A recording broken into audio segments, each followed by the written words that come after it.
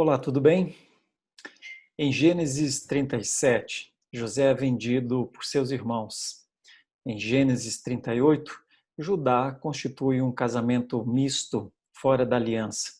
Em Gênesis 39, nós temos uma evidência de integridade como um reflexo da aliança através de Deus na vida de José.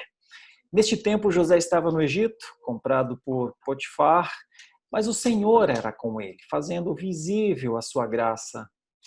Ele foi tornado mordomo lá, sendo responsável por muitos afazeres, e em todos eles José honrava o Senhor.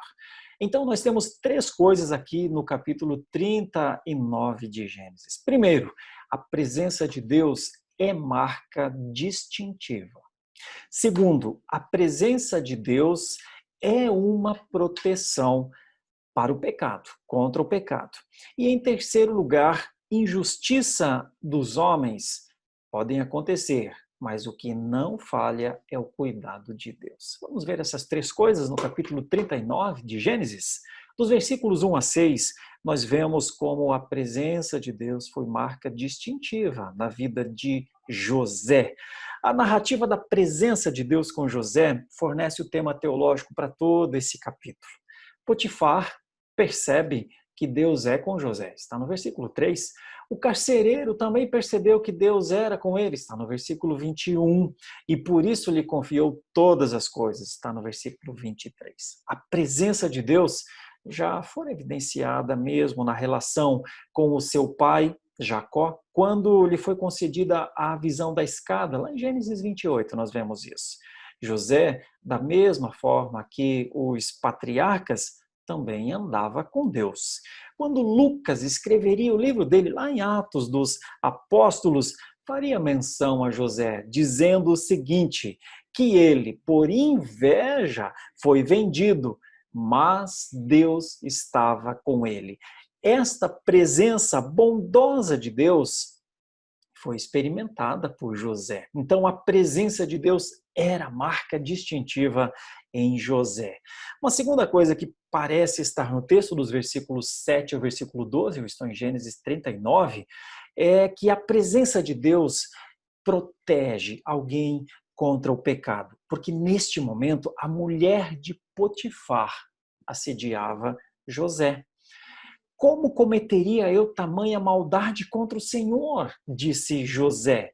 Interessante, é a mesma ideia de Davi quando pecou. Lá no Salmo 51, Davi disse, eu pequei contra o Senhor. Olha só, aqui em José, o pecado não era apenas contra a pessoa em si, mas contra Deus. O adultério era considerado um grande pecado no Antigo Oriente Próximo. Isso também está narrado em Gênesis capítulo 20, versículo 9.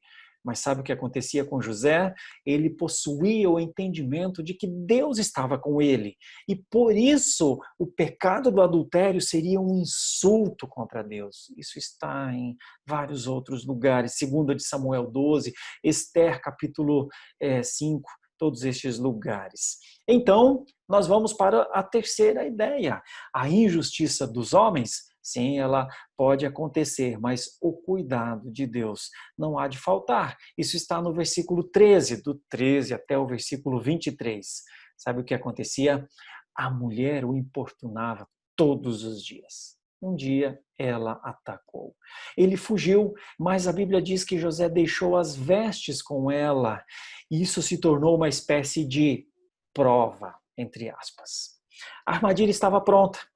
José foi acusado de várias coisas, de assédio, de insulto, e José foi lançado na prisão onde os outros presos do rei estavam encarcerados.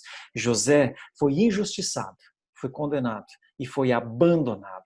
No entanto, mesmo preso, olha o detalhe, ele era um líder na prisão, homem de confiança do carcereiro, porque o Senhor era com ele. Potifar viu isso, o carcereiro também viu isso. Tudo o que ele dizia, o Senhor fazia acontecer. Tudo o que ele fazia, o Senhor prosperava. José e seus filhos vão aparecer lá no livro de Hebreus, na galeria dos heróis da fé, em Hebreus 11, 21. Entre os homens dos quais o mundo não era digno, está escrito em Hebreus 11, 38. Muito bem, qual é a lição para nós?